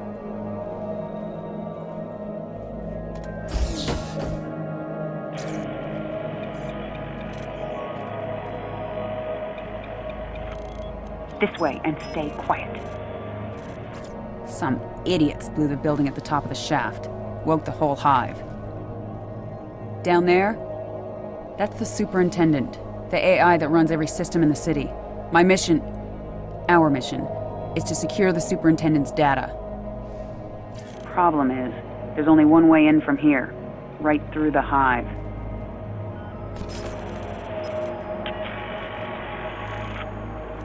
It would have been suicide to go alone, and I was hoping for more backup. But I guess you're it. You've been solo since we dropped. Fighting on the surface? Unless you spent all night hiding in your pod, you must know your stuff. Show me. One thing we can spend time philosophizing about as we begin to wrap up ODST and make our way through the final stretch with Halo Reach is discussing Bungie's series as a whole. One thing you might have picked up on is the poor level design between the second and third act of each game. The Library, Grave Mind, Cortana, Data Hive, and with Reach we may say perhaps Exodus or the Package. Each of these missions ranks rather low. To me, Bungie tried to create arcs with their mission design, and by Reach they have solidified it to the point where I do not consider Exodus a bad mission by any stretch. But if there is a place where the seams start to show, and exhaustion by the developers sets in, it arrives here, between the second and third act. On the other hand, we have to also see that some of the best missions occur after the end of the first act. Savo Highway, or the Ark in Halo 3, Uplift Reserve, or Kensington Boulevard in ODST, Silent Cartographer in Halo 1, Tip of the Spear in Halo Reach. These big levels with vehicles are typically viewed highly by the community for all the facets of Halo's combat coming together. Bungie would never stop fighting for variety, at least in Halo, which to me is what makes these games stand the test of time. What made me quit Destiny at its release in 2014 was the realization that I spent hundreds of hours effectively doing a much narrower set of activities. Now, if Bungie were to create an entire Halo campaign out of nothing but massive engagements after the first act, we have to wonder how effective that would be. Halo campaigns are best played in multiple mission runs, so that the pace of the game is allowed to offer the ebb and flow of combat. After a brief cutscene with Veronica Dare, we learn about her mission to secure the superintendent's data. From there, we continue, fighting even more Covenant in cloistered settings. One thing you might have noticed is that, more and more, as we collect more of the ODSTs, the fighting starts to resemble Halo Reach's ensemble cast. In order to leverage the Halo combat into a larger canvas, yet still maintaining a high graphical fidelity, ODST and Reach would lean on more infantry encounters. In order to marry the two, we witness more invincible friendly AI. This produces a great cinematic experience similar to what we encountered with all the Marines in Halo 3, but in a tighter package. Of course, on higher difficulties, and with skulls on, and the prospect of seeing these allies getting waylaid over and over again strains the believability of such a system. But for many average players experiencing the story, it functions well. Like I said, in an alternate universe, Halo sequels would have likely focused more on high graphical fidelity and tighter and more lethal experiences with a quick time to kill, similar to what we've seen in the Call of Duty franchise.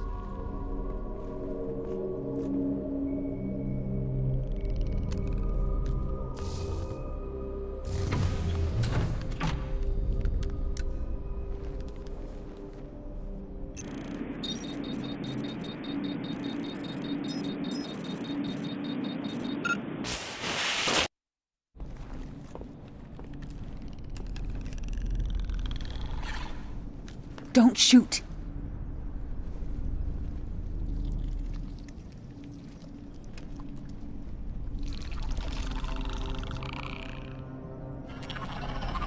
We've seen them before on other ops, but we've never gotten this close. Best we can tell, they're prisoners or slaves. Either way, they don't like the Covenant any more than we do. I spotted this one in the tunnels. Watched it access comm lines, security cameras, traffic controls, you name it. Eventually it'd hold up here.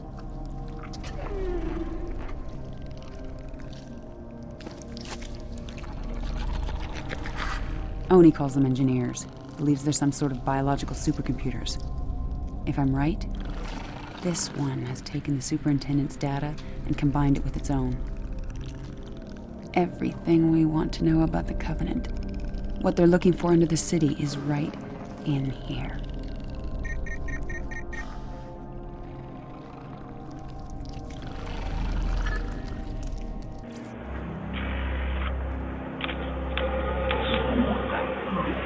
Damn! Buggers must have raised the alarm.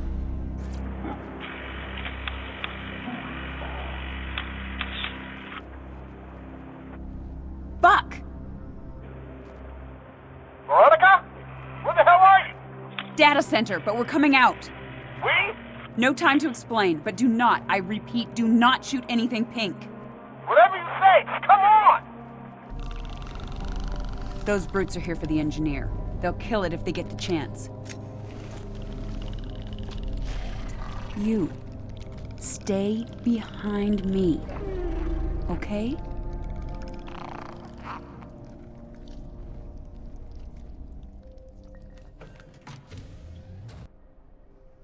Luckily, the second half of this mission is a little more diverse than the first half. The environments expand and contract a little more, and we get to face a huge amount of drones as we plunge deeper into the data center. We experience another cutscene, where we learn of a twist to Dare's investigation of the data center. It seems as though an engineer is hidden down here, taking in the information from the superintendent. Perhaps whatever the Covenant is interested in can be gleaned from it. Here, as the ODSTs converge together, so too does Halo 2 and Halo 3. This likely has to do with the Prophet digging in Eastern Africa for the purpose of finding the Forerunner ship, and eventually the Ark. The engineer is a nice anachronism and helps to mediate the problem of fighting the Covenant, while at the same time creating a plot that helps to bring us closer to the end of having to fight the Covenant at all. The engineer presents an enemy of my enemy as my friend. Notice how closely this story is to our Halo Reach one.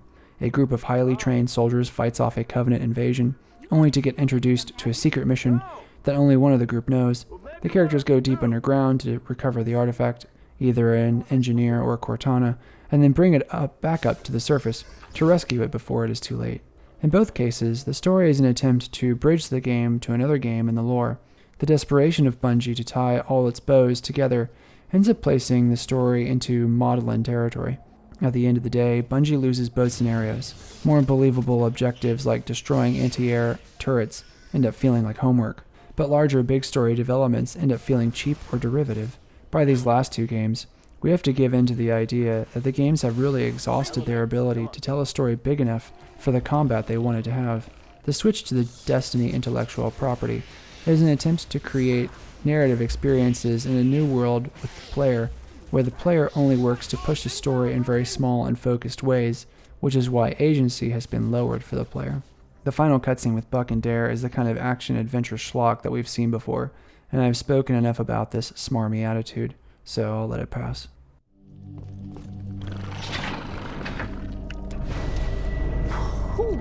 Lord, that thing stinks. Kind of reminds me of like... What was that for? Abandoning the mission. What mission? You dropped off the grid. My squad was scattered.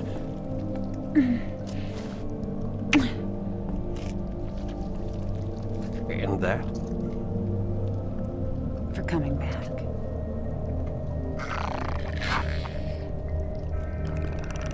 Thank you. You did good, rookie. No doubt. We're not out of this yet.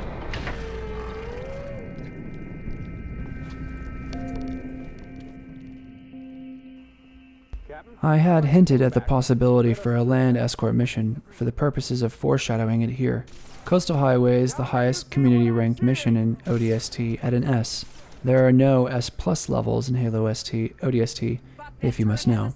In Coastal Highway, we have 3 substantial parts. First, we escort Dare and the engineer in an elephant vehicle with light vehicles, including the Warthog. In the second section, we upgrade to a Scorpion tank. Third, we disembark on foot to hold off enemies in a firefight encounter. Until then, the player moves on foot to get to the highway to start these 3 parts. Compared to the Maw, The Great Journey, Halo from Halo 3, and Pillar of Autumn, one can see some similarities. The Warthog escape is replaced with a Warthog escort. We escort an elephant instead of a scarab. We have an invincible partner in the gunner seat like Halo 3. And we are carrying precious cargo in Halo Reach instead of escorting it. In all these scenarios, I think that the combat in this ODST mission is somewhere in the middle. The pathway to the firefight at the end is linear and reeks of Metropolis, which is an environment I've always despised. In solo and co-op, as a result, these set pieces end up feeling rather similar. Though there are more vehicles to be used, the outcomes do not expand nearly as much as they ought to with more people. This is a contrast with set pieces like the Plaza and Uplift Reserve, where 4 people can be on the corners of that arena, doing totally different things, and yet contributing to the resolution of the level. Though the environment feels dynamic, with phantoms moving in and out, and even a scarab tank in pursuit, it has the scripting and style of an on-rails shooting section in other video games, because of the linearity. And then finally, the firefight section in the level is just that, and we have spoken extensively about that concept, because ODST is the one that introduced it. So ultimately, no, I don't think this mission is nearly that high of a rank. Like I've said before, I crave novelty for the most part, and this is not it.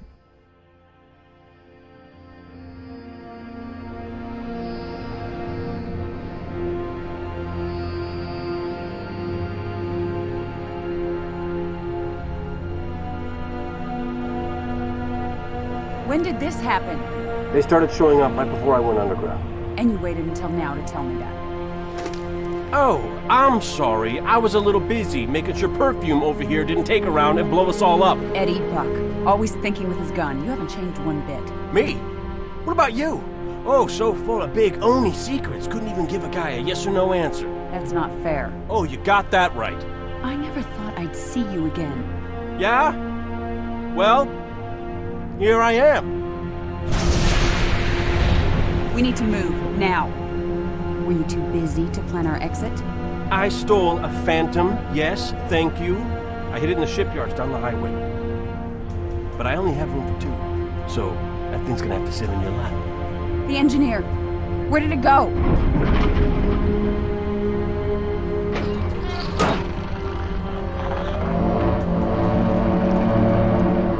Keep me covered. And try to keep up. Take my advice, rookie. You ever fall for a woman? Make sure she's got balls.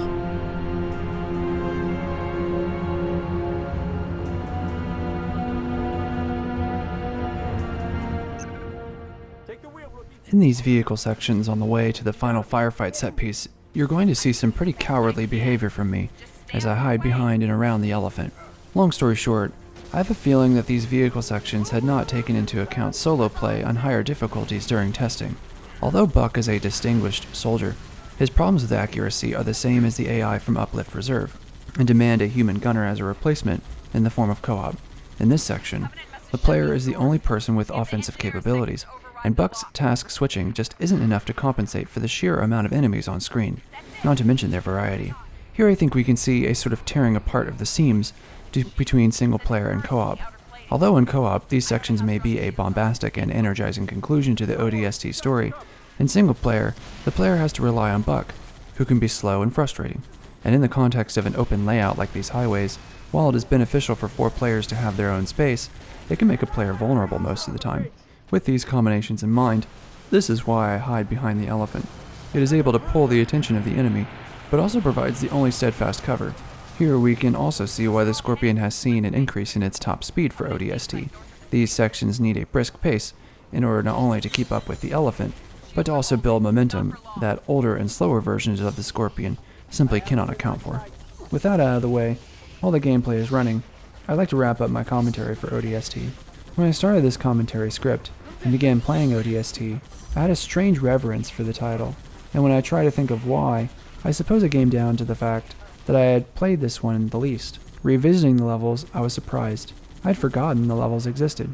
Looking at it now, over a decade later, I think ODST is a mixture of good and bad qualities that ultimately makes me prefer some of the other campaigns.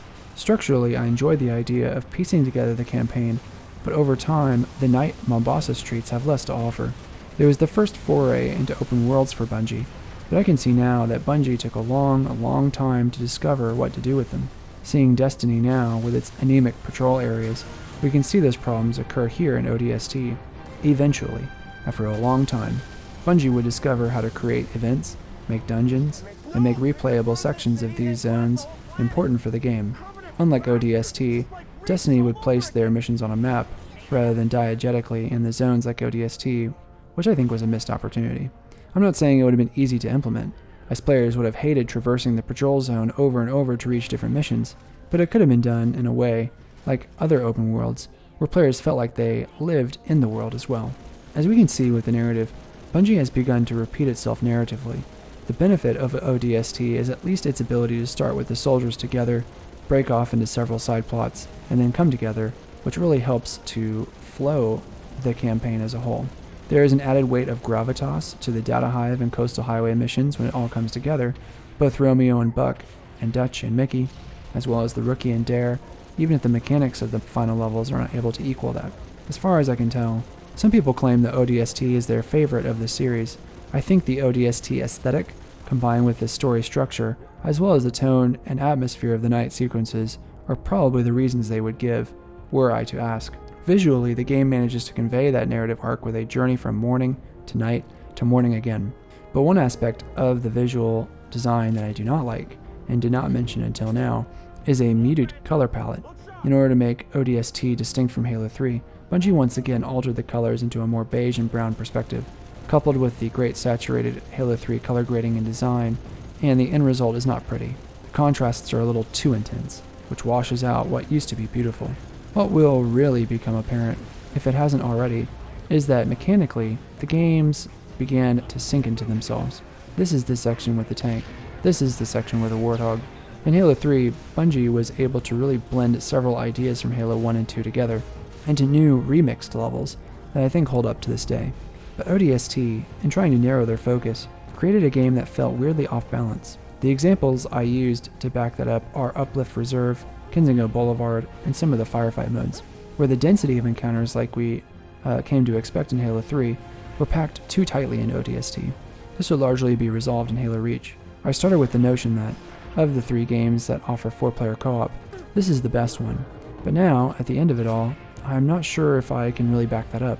If anything, ODST feels like it necessitates cooperative play, most likely because Firefight was such a big new feature that it ended up bleeding into the campaign. Fighting these in solo campaign felt tedious and exhausting.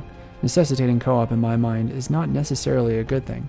I think Halo 3, and some parts of Halo Reach, make a much better case for jolly cooperation that ends in antics and explosions. I have a hunch that, for sweaty groups of 4 looking for a distinct challenge, ODST may hit the sweet spot. If I was 343 Studios, and I was interested in further developing the Master Chief Collection, the Mombasa Streets is where I would start. It presents such a great canvas, and adding more engagements, hidden objects, or challenges in it with 4-player co-op would be a great way to encourage replayability in an area that is mostly meant for the player to get through, rather than inhabit. That to me is the thing that Bungie did not get right. In no place in the streets did I feel the need to stop and look around. When looking at par times for completion for ODST, and the game is quite short. Most of the missions, save for Kikowani Station and Data Hive, are of the length of Cortana from Halo 3. I think this contributes to the density of the feeling of the game. The levels themselves are dense, but the Mombasa streets are bare and empty, so there is this accordion-like stretching and crunching between each. Some people tend to like this pace, and in co-op this could be really fun. I think this all came down to this game being given less development time. Halo Reach released in 2010, and Halo 3 in 2007. Typically, Halo games have been given 3 full years for development. This is why each game has been robust, with new maps, modes, and an extensive campaign. Halo Infinite, obviously, could not provide this with twice the amount of development time, likely due to the fact that Microsoft does not value their flagship intellectual property enough to support 343 with full-time staff instead of contractors, causing an extensive brain drain. That's a conversation for another time. My theory is that both ODST and Reach suffered from this overlapping and truncated development time. To have these games come out so close together, with the amount of content they had, is amazing. Full stop. But I also think, when we examine the 2 games, they fall prey to the same repetitions and the same mechanical problems in combat and gameplay. If I had my way, I think they should have leaned into one game or another, taken their time, made a game, that combined the open-world mentality of ODST with the fidelity and infantry-centric co-op and visceral feel of Halo Reach. But I also think that ODST is a great historical artifact, where we could see where Bungie wanted to go as developers, but were limited by both the form factor of Halo's universe as well as the mechanics of Halo's combat. With that, this has been the end of my commentary for Halo 3 ODST. If you have watched this far, thank you for your time. When we come back, we'll take a look at Halo Reach, the swan song to the Halo series from Bungie, and along the way, we'll evaluate the Halo series as a whole for what it provided to console gaming at the turn of the millennium. I hope to see you there.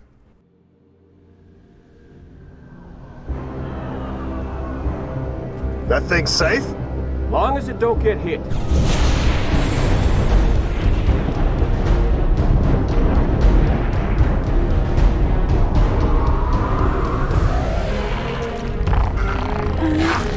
Come on!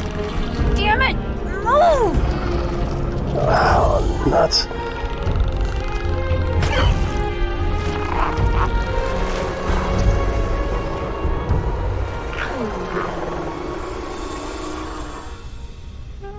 What can I say? It was a hell of a night.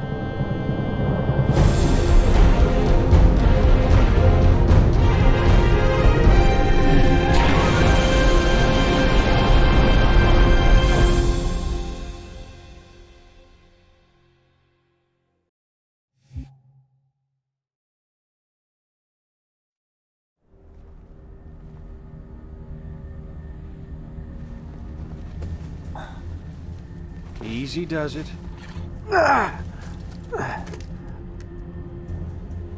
We went through hell for that? Give him some meds, would you? It's important. It knows things.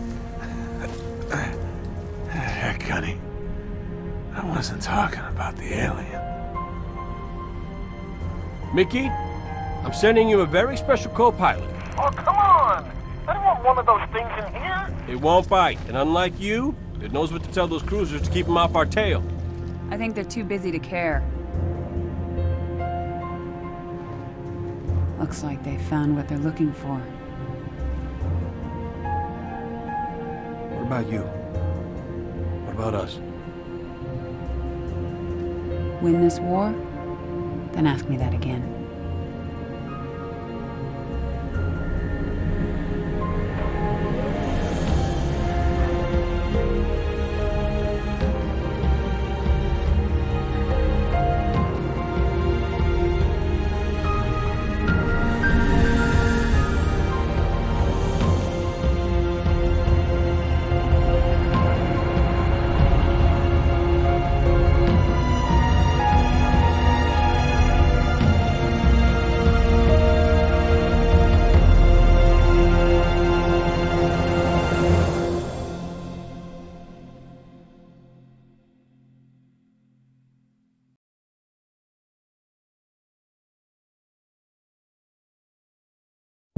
Lord Hood may have given you clearance, but it was my op and it's my interrogation.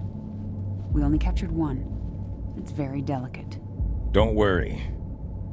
I know what the alien's like.